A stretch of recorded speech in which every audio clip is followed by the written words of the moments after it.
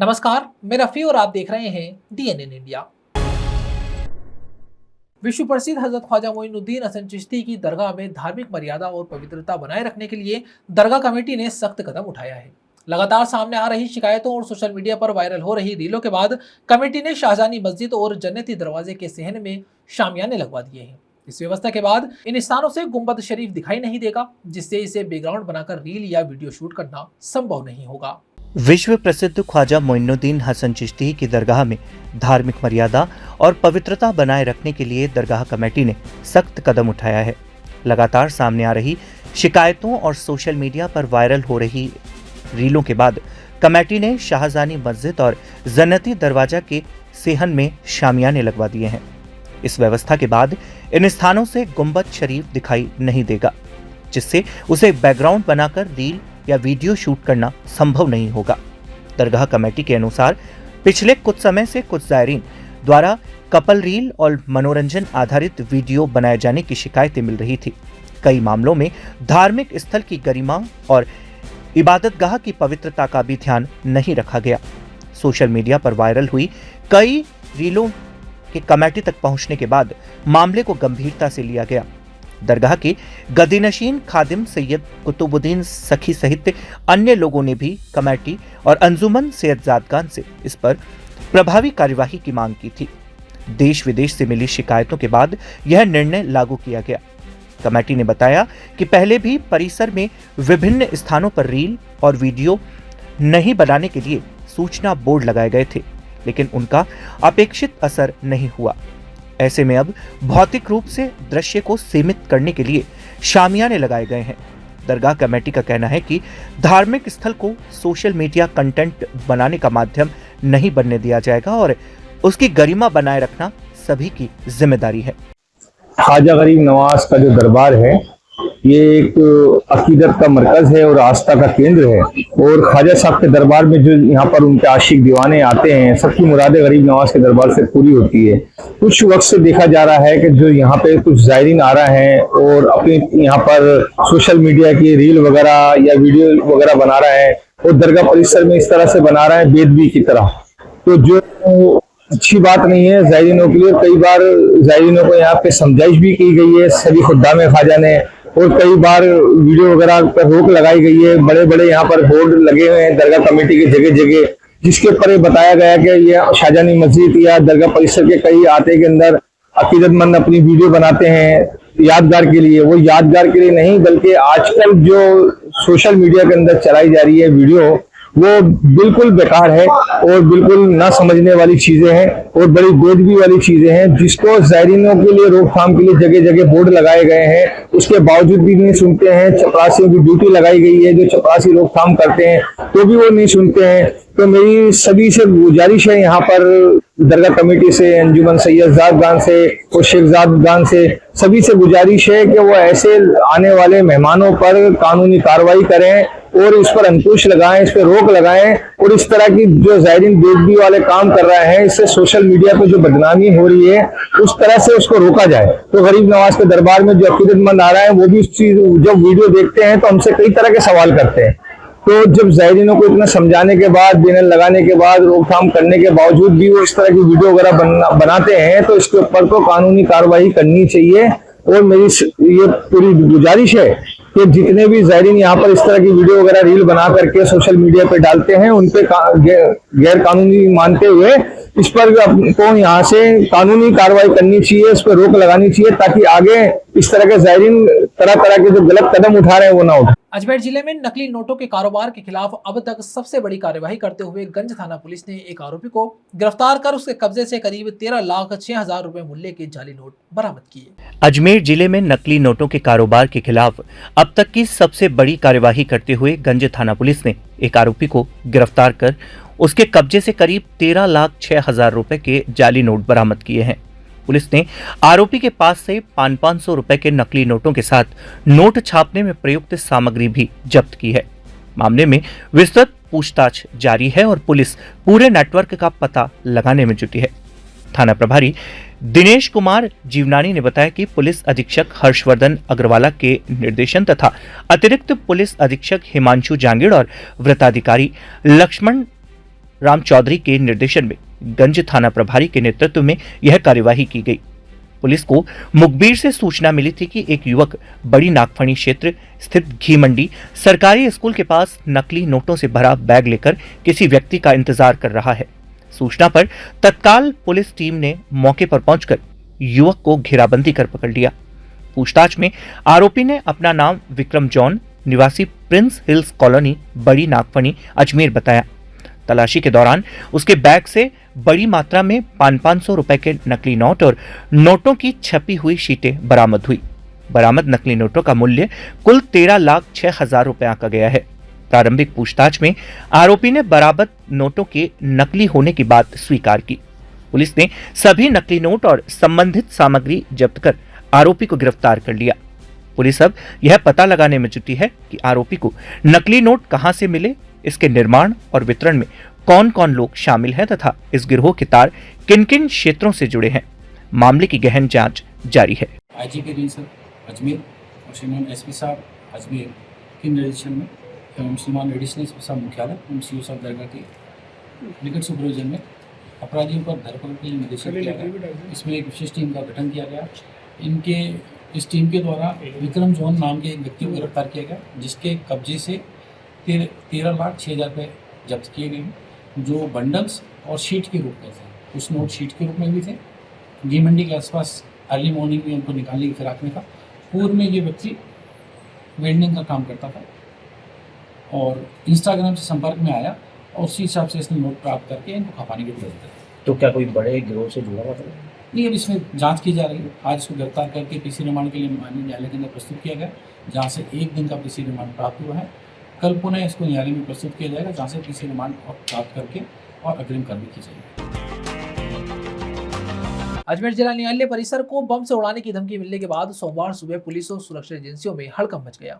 जिला न्यायाधीश को मिले धमकी भरे ईमेल की सूचना मिलते ही पुलिस प्रशासन हरकत में आ गया और सुबह करीब 7:15 बजे सीओ शिवम जोशी तथा सिविल लाइन थाना प्रभारी शंभू सिंह पुलिस बल के साथ मौके पर पहुंचे। अजमेर जिला न्यायालय परिसर को बम से उड़ाने की धमकी मिलने के बाद सोमवार सुबह पुलिस और सुरक्षा एजेंसियों में हड़कंप मच गया। जिला न्यायाधीश को मिले धमकी भरे ईमेल की सूचना मिलते ही पुलिस प्रशासन हरकत में आ गया और सुबह करीब 7:15 बजे सीओ शिवम जोशी तथा सिविल लाइंस थाना प्रभारी शंभू सिंह पुलिस बल के साथ मौके पर पहुंचे। इसके बाद पूरे न्यायालय परिसर की घेराबंदी कर सघन तलाशी अभियान शुरू किया गया। सुबह के समय न्यायालय परिसर खाली होने के कारण सुरक्षा एजेंसियों को तलाशी अभियान चलाने में किसी प्रकार की परेशानी नहीं हुई। पुलिस ने न्यायालय भवन, न्यायिक अधिकारियों के कक्ष, अधिवक्ताओं के चैम्बर, पार्किंग क्षेत्र, मुख्य प्रवेश द्वार तथा बाहरी परिसर के प्रत्येक हिस्से की बारीकी से जांच की। कई घंटे तक चले अभियान के दौरान संदिग्ध वस्तुओं की तलाश की गई, लेकिन कहीं भी कोई विस्फोटक सामग्री या संदिग्ध वस्तु बरामद नहीं हुई। सीओ शिवम जोशी ने बताया कि जिला न्यायाधीश की ओर से पुलिस को सूचना दी गई थी कि न्यायालय परिसर को बम से उड़ाने की धमकी संबंधित ईमेल प्राप्त हुआ है। ईमेल में दावा किया गया था कि परिसर में जिलेटिन की छड़ों के माध्यम से विस्फोट किया जाएगा। सूचना को गंभीरता से लेते हुए तत्काल सुरक्षा व्यवस्था बढ़ाई गई और पूरे परिसर की गहन तलाशी ली गई। तलाशी अभियान के दौरान पुलिस, सुरक्षा एजेंसियों और अन्य संबंधित टीमों ने प्रत्येक हिस्से का निरीक्षण किया। जांच पूरी होने के बाद राहत की बात यह रही कि परिसर पूरे तरह सुरक्षित मिला और किसी प्रकार का विस्फोटक नहीं पाया गया। आपको बता दें कि अजमेर में पिछले 1 सप्ताह के भीतर यह दूसरी बड़ी धमकी है। इससे पहले क्षेत्रीय परिवहन कार्यालय को भी इसी प्रकार का धमकी भरा ईमेल प्राप्त हुआ था। लगातार मिल रही ऐसी धमकियों ने प्रशासन और सुरक्षा एजेंसियों की चिंता बढ़ा दी है। अब पुलिस दोनों मामलों के बीच किसी संभावित संबंध की जांच कर रही है। सूचना प्राप्त हुई थी और क्या थ्रेट में दिया गया था?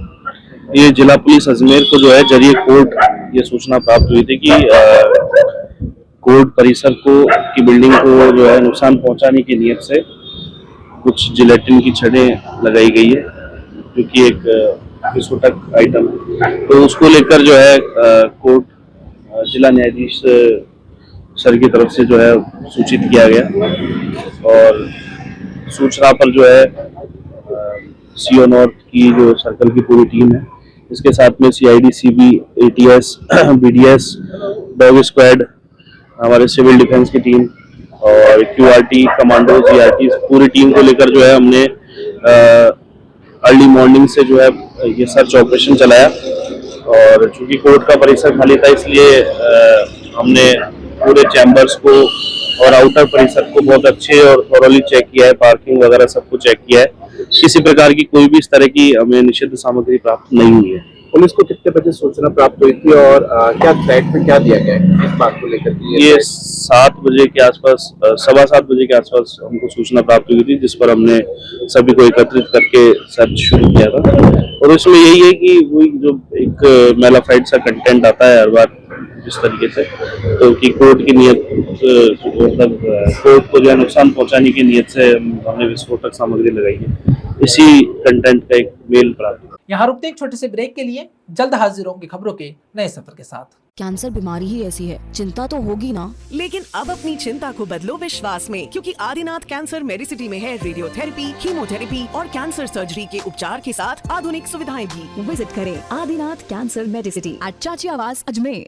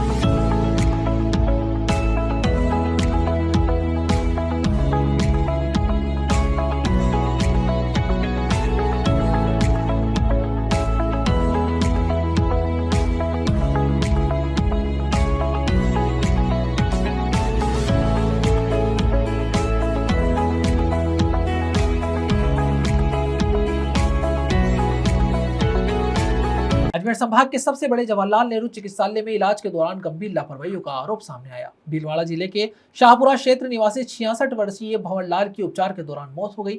मृतक के परिजनों का आरोप है कि अस्पताल प्रशासन ने उनकी जांच रिपोर्ट किसी अन्य महिला मरीज की रिपोर्ट से बदल दी, जिसके आधार पर कई घंटों तक गलत उपचार किया गया। अजमेर संभाग के सबसे बड़े जवाहरलाल नेहरू चिकित्सालय में इलाज के दौरान गंभीर लापरवाही का आरोप सामने आया है। भीलवाड़ा जिले के शाहपुरा क्षेत्र निवासी 66 वर्षीय भंवरलाल की उपचार के दौरान मौत हो गई। मृतक के परिजनों का आरोप है कि अस्पताल स्टाफ ने उनकी जांच रिपोर्ट किसी अन्य महिला परिजन की रिपोर्ट से बदल दी, जिसके आधार पर कई घंटों तक गलत उपचार किया गया।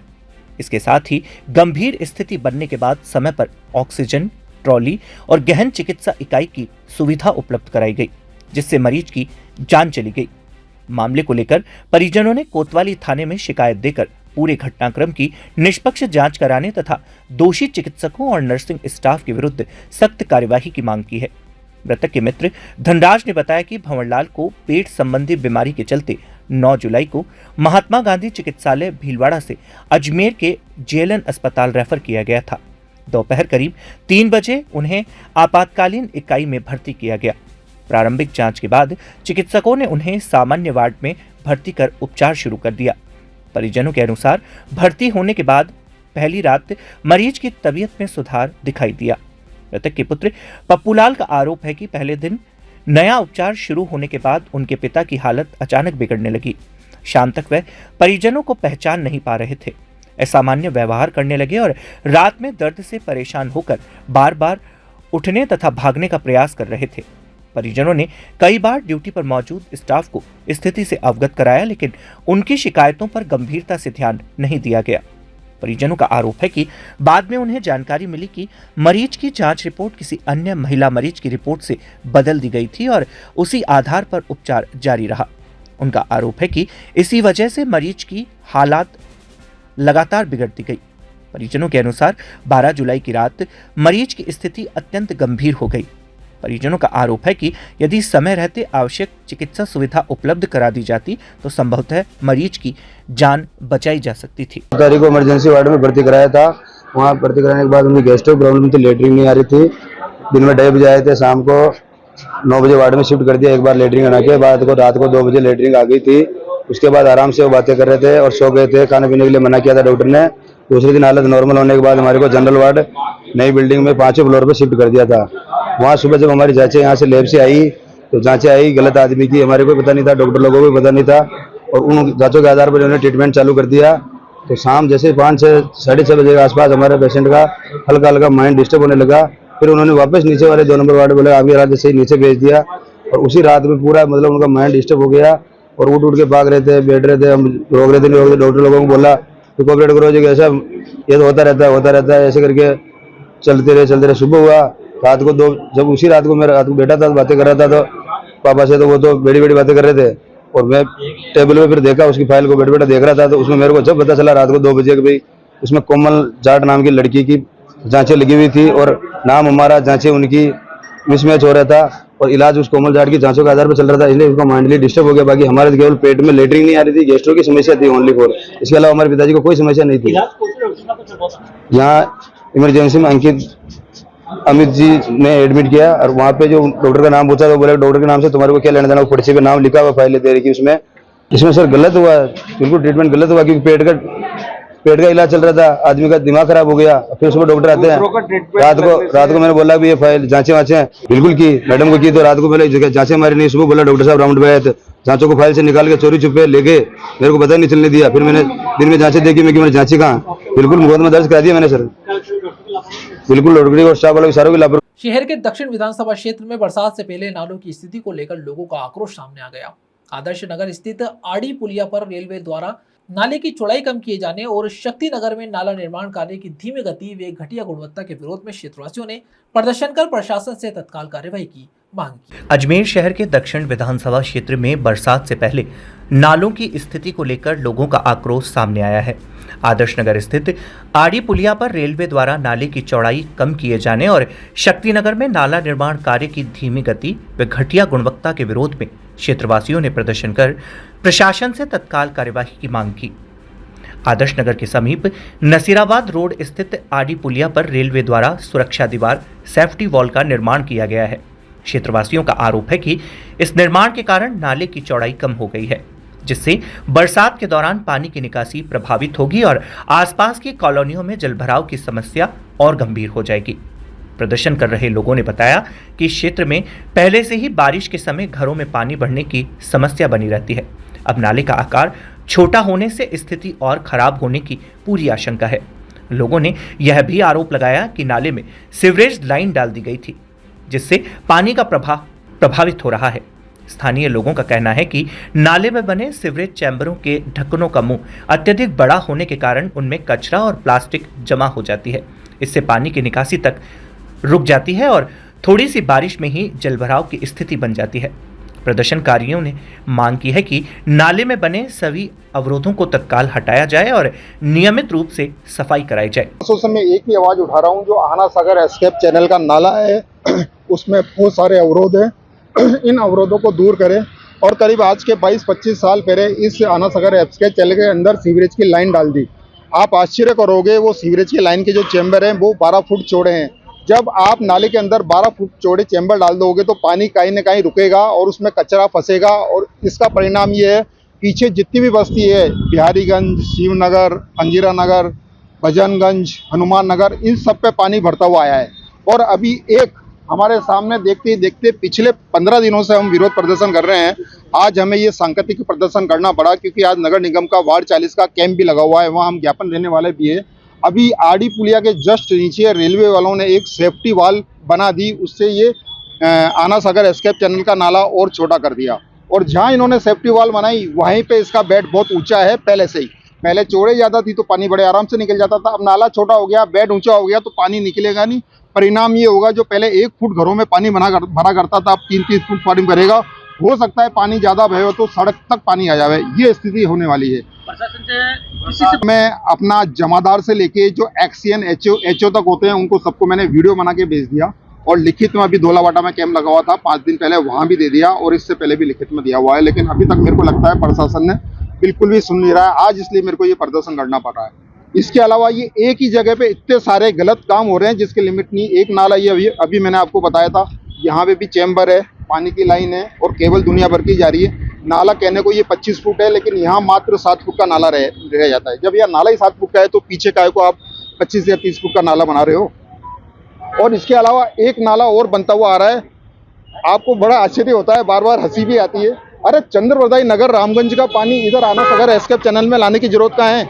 उस पानी को यहाँ ला रहे हो तो इससे क्या होगा पीछे की, फिर पानी यहाँ का पानी निकलेगा नहीं, वहाँ का पानी अवरोध पैदा करेगा।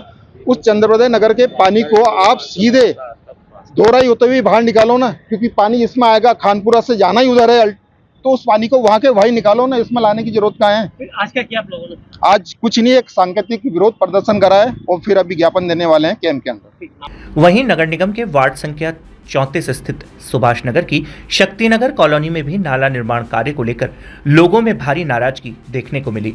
चंद्रवरदाई नगर से होकर शक्तिनगर तक बनाए जा रहे नाले के निर्माण की धीमी गति और निर्माण सामग्री की गुणवत्ता पर सवाल उठाते हुए क्षेत्रवासियों ने नगर निगम के नेता प्रतिपक्ष द्रौपदी कौली के नेतृत्व में विरोध प्रदर्शन किया। प्रदर्शनकारियों ने आरोप लगाया कि निर्माण कार्य लंबे समय से अधूरा पड़ा है, जिससे बरसात के दौरान लोगों को भारी परेशानी का सामना करना पड़ रहा है। उनका कहना है कि निर्माण में निम्न गुणवत्ता की सामग्री का उपयोग किया जा रहा है, जिससे भविष्य में नाला क्षतिग्रस्त होने का खतरा बना रहेगा। क्षेत्रवासियों ने प्रशासन और नगर निगम से मांग की है कि नाला निर्माण कार्य में गुणवत्ता सुनिश्चित की जाए तथा बरसात के मौसम को देखते हुए इसे प्राथमिकता के आधार पर शीघ्र पूरा कराया जाए। साथ ही आड़ी पुलिया क्षेत्र में रेलवे द्वारा किए गए निर्माण की तकनीकी समीक्षा कर नाले की जल निकासी क्षमता को पहले जैसा बनाए रखने के लिए आवश्यक सुधार किए जाए।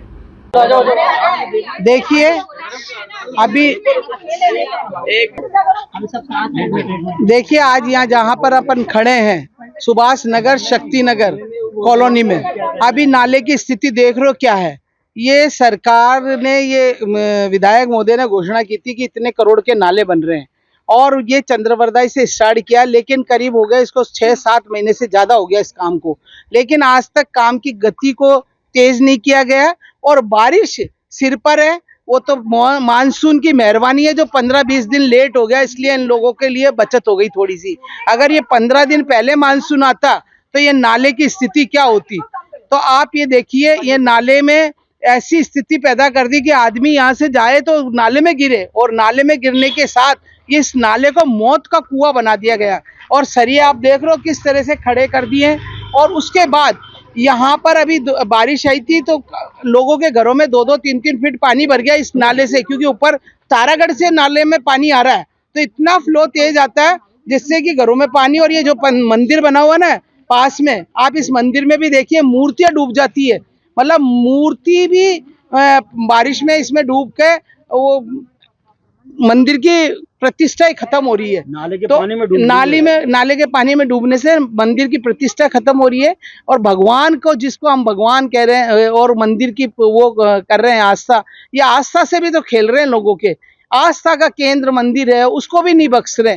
तो ऐसी जो सरकार है, जो निकम्मी सरकार, जो प्रशासन पर भी ध्यान नहीं दे रही है, ना प्रशासन यहाँ ध्यान दे रहा, लोग मरे उन्हें कोई मतलब नहीं है। तो ये तो वही हाल है कि जनता त्रस्त है और सरकार मस्त है। तो जनता की ये बेहाली हम अब बर्दाश्त नहीं करेंगे। अभी अगर ये प्रशासन से मांग करेंगे, आपके चैनल के माध्यम से भी मांग कर रहे हैं कि बारिश आने से पहले यानी कि 5-7 दिन में अगर ये नाले का काम, दीवार नहीं बनी, तो हम प्रशासन को ईंट से ईंट बजा देंगे और प्रशासन को दिखा देंगे कि अगर जनता का काम नहीं करेंगे तो प्रशासन को उससे बैठने नहीं देंगे चैन से। आपकी मीडिया के माध्यम से हम बताना चाहते हैं, हम खड़े हैं वार्ड नंबर 34 शक्ति नगर, और ये पूरी जनता, महिलाएं, सब बुजुर्ग, माताएं, बहनें खड़े हैं। ये सब आज जो आपने देखा और जो ठेकेदार जी काम कर रहे हैं, इसकी स्थिति आप देखो। जनता सवाल कर रही है कि आप इंजीनियर साहब कौन सी क्लास पढ़े हैं। ये क्वेश्चन है यहाँ का। पानी के अंदर सरिया डाल के और कल गाड़ी लाके पानी के अंदर वो सीमेंट कंक्रीट डाल रहे हैं। इनसे पूछो कि क्या ये लोगों ने मकान नहीं बनाए, इन्होंने नींवें नहीं खुदवाई। आज यह 2 नंबर काम हो रहा है। और मैं आपके मीडिया के माध्यम से कलेक्टर साहब और हमारी जो विधायक महोदय दक्षिण विधानसभा क्षेत्र की, और हमारे विधानसभा के जो अध्यक्ष है, पूरे शहर की जिम्मेदारी है और जनता का हक है, उनसे मांग करते हैं कि आप मौके पे आके यहाँ देखो तो सही कि यहाँ एक्शन जेईएन कौन सी क्लास पढ़े हुए, काम कैसे कर रहे हैं, ठेकेदार काम कैसे कर रहे हैं, और ये पानी के अंदर सीमेंट बजरी डाल रहे हैं, भराई कर रहे हैं। ये कौन सी किताब में लिखा हुआ है। तो आज ये जनता इतनी परेशान है। यहाँ 2 बारिश आ गई मानसून की तो ये रोड पूरा कट जाएगा और ये पूरी गलियों का इनका रास्ता बंद हो जाएगा और यहाँ बहुत बड़ा हादसा होगा जिसकी कल्पना नहीं कर सके। स्कूल के बच्चे, बुजुर्ग, माता बहनें इस रोड से निकलते हैं। ये तारागढ़ का सारा ब्यावर रोड होते हुए ये पानी इधर से जाता है और नाले की हालत देखो। ये बोल रहे हैं 80 लाख के सफाई के ठेके हुए। आप हालत तो देखो कौन सी मशीन चली है। तो कोई मॉनिटरिंग नहीं, कोई सिस्टम नहीं, कोई जवाबदेह नहीं प्रशासन और सरकार। तो ये सरकार का क्या है? आम जनता देख रही है और इसका परिणाम भुगतना पड़ेगा। अगर ये नाला 5 दिन में प्रशासन, कलेक्टर साहब से भी हमने पहले भी पत्र दिया, एमएलए मैडम को भी मेरे माध्यम से भी पत्र दिया गया, जनता के माध्यम से भी, पर आज तक मौके पे आए नहीं, न कोई यहाँ का सर्वे किया। जो ठेकेदार कर रहा है यहाँ रुकते हैं एक छोटे से ब्रेक के लिए। जल्द हाजिर होंगे खबरों के नए सफर के साथ। कैंसर बीमारी ही ऐसी है, चिंता तो होगी ना। लेकिन अब अपनी चिंता को बदलो विश्वास में, क्योंकि आदिनाथ कैंसर मेडिसिटी में है रेडियोथेरेपी, कीमोथेरेपी और कैंसर सर्जरी के उपचार के साथ आधुनिक सुविधाएं भी। विजिट करें आदिनाथ कैंसर मेडिसिटी एट चाची आवास अजमेर।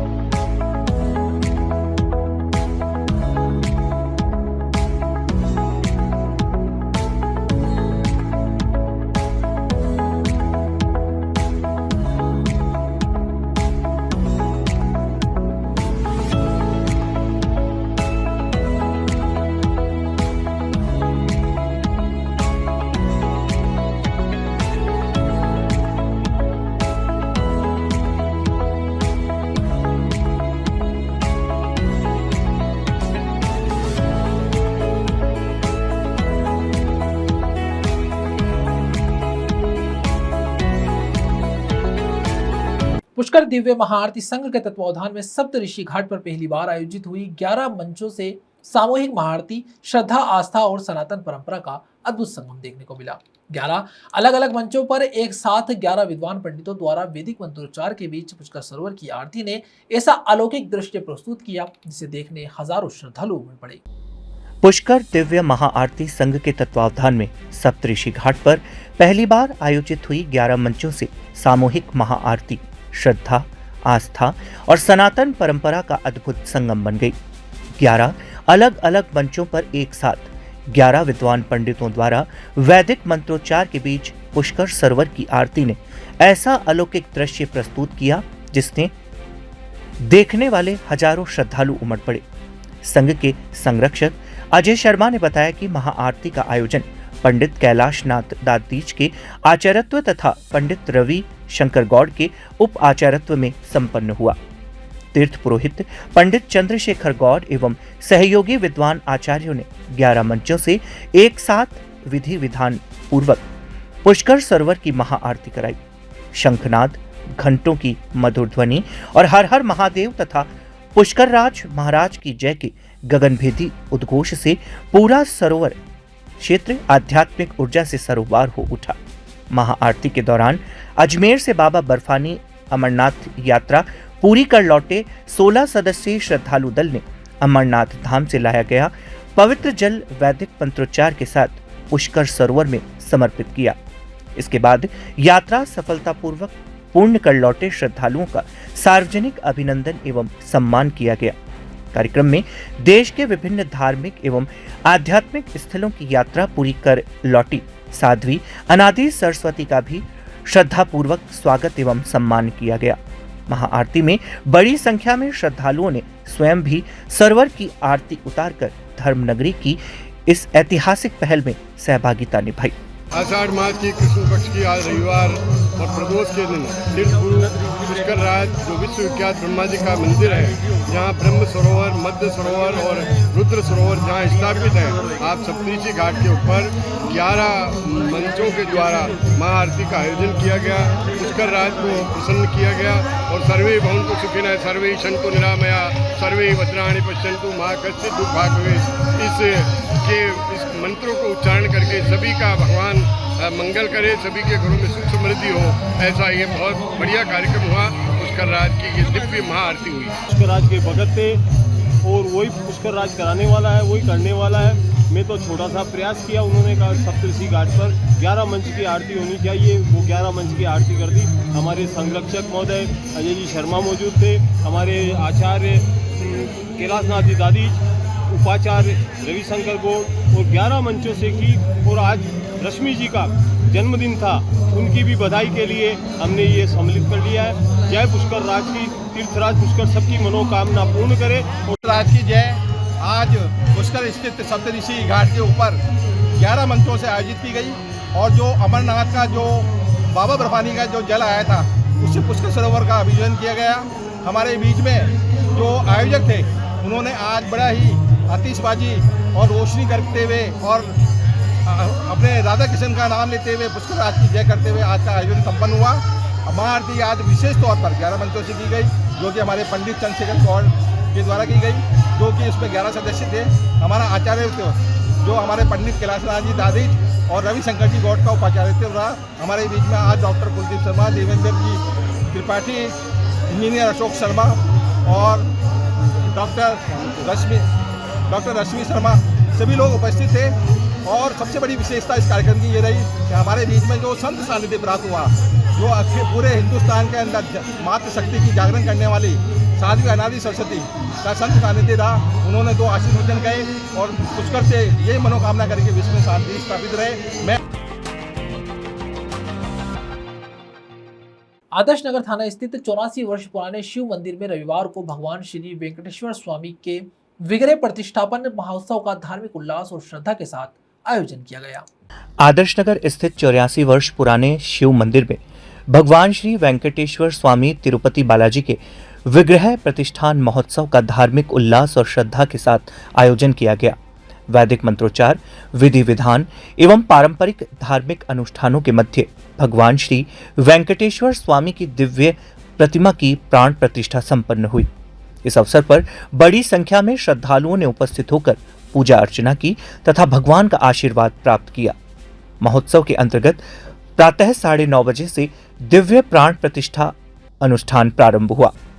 विद्वान आचार्यों के सानिध्य में वैदिक मंत्रोच्चार एवं धार्मिक विधानों के साथ भगवान श्री वेंकटेश्वर स्वामी की प्रतिमा का प्रतिष्ठापन किया गया। इसके पश्चात दोपहर 12 बजे पूर्णाहुति एवं प्रथम महाआरती संपन्न हुई, जिसमें श्रद्धालुओं ने उत्साहपूर्वक भाग लिया। धार्मिक अनुष्ठान के उपरांत दोपहर 12 बजे से श्रद्धालुओं के लिए महाप्रसादी का आयोजन किया गया। बड़ी संख्या में भक्तों ने प्रसादी ग्रहण कर आयोजन को सफल बनाया। पूरे मंदिर परिसर को आकर्षक पुष्प सज्जा एवं विद्युत रोशनी से सजाया गया, जिससे वातावरण भक्तिमय बना रहा।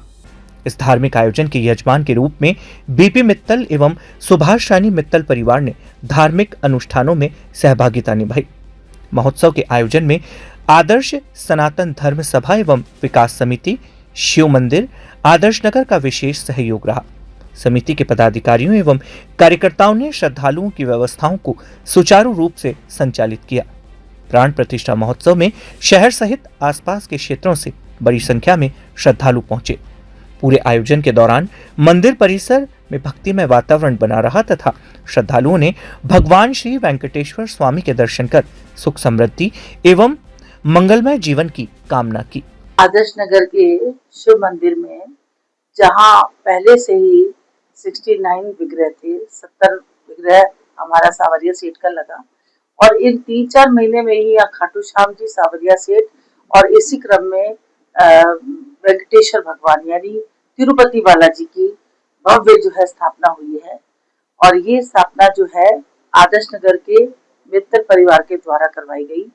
इस परिवार की 5वीं पीढ़ी है और इन्हीं के परबाबा जो थे उन्होंने इस मंदिर की, शिव मंदिर की स्थापना की थी। आज जो है 5वीं पीढ़ी जो अमेरिका में है उन्होंने आकर के जो है अपने दिल्ली निवासी अपने पेरेंट्स के संग में और अजमेर में बच्चों के जो दादा दादी रहते हैं सबने मिलकर के भव्य जो है आयोजन किया। ये 3 दिन का आयोजन रहा और इस आयोजन की खास बात ये थी कि इसकी स्थापना के लिए, प्राण प्रतिष्ठा के लिए जो पुरोहित आए थे वो तिरुपति बालाजी से ही आए थे। उन्होंने बिल्कुल दक्षिण भारतीय शैली से इतनी शानदार विधिवत जो अनुष्ठान कराए, कितनी ही बार उन्होंने हवन करवाए और कितनी ही प्रकार उन्होंने अलग अलग तरह के उन्होंने अभिषेक करवाए और पूरे दिन 3 दिन तक कार्यक्रम मंदिर में चलता रहा। और इसके मतलब सबसे बड़ी बात ये थी, सौभाग्यशाली थे हम सभी, आदर्श नगर नहीं आसपास के क्षेत्र के, और मैं तो कहती हूँ अजमेर वासी भी, क्योंकि तिरुपति बालाजी की ये एक बार स्थापना हुई है और हमने इतना अनूठा आयोजन देखा। उनका मंत्रोच्चारण, संस्कृत के उनके श्लोक का जो उच्चारण था वो सुनने लायक था। उन्होंने जो मंडल बनाए थे, उन्होंने जो वेदी हवन की बनाई थी, इतनी सुंदर वेदियां बनाई थी उन्होंने कि ऐसा लगा कि सच में हमें ये परम अवसर भगवान ने हमें दिया है कि हम इस भव्य आयोजन के साक्षी बन रहे हैं। और कल जो था इसकी पूर्णाहुति हुई है और उन्होंने भव्य, जैसे जब भगवान को स्थापित किया गया तो प्रथम दर्शन कन्या के, घोड़ी के और गौ माता के कराए। तो सारी विधियों का उन्होंने पालन किया जो भगवान वेंकटेश्वर के मूर्ति प्राण प्रतिष्ठा में होनी चाहिए थी, उसी विधि से किया जैसे वहां तिरुपति बालाजी में होती है। काले रंग के ग्रेनाइट के भुवनेश्वर से बन के आए 220 टन के प्रभु की मूर्ति है जो यहाँ पे स्थापित की गई है। और भव्य संगीत का, जब भगवान की मूर्ति को जब शोभा यात्रा निकाली जा रही थी तो उनके संग जो नृत्य करते चल रहे थे वो भी भरतनाट्यम शैली में कलाकार जो थे वो अपना प्रस्तुतिकरण दे रहे थे। तो कहते हैं ना, ठाकुर जी से तो हम आंख मिला ही नहीं पाते हैं। तो इतना सुंदर आयोजन था कि हम अभी तक अभिभूत हैं।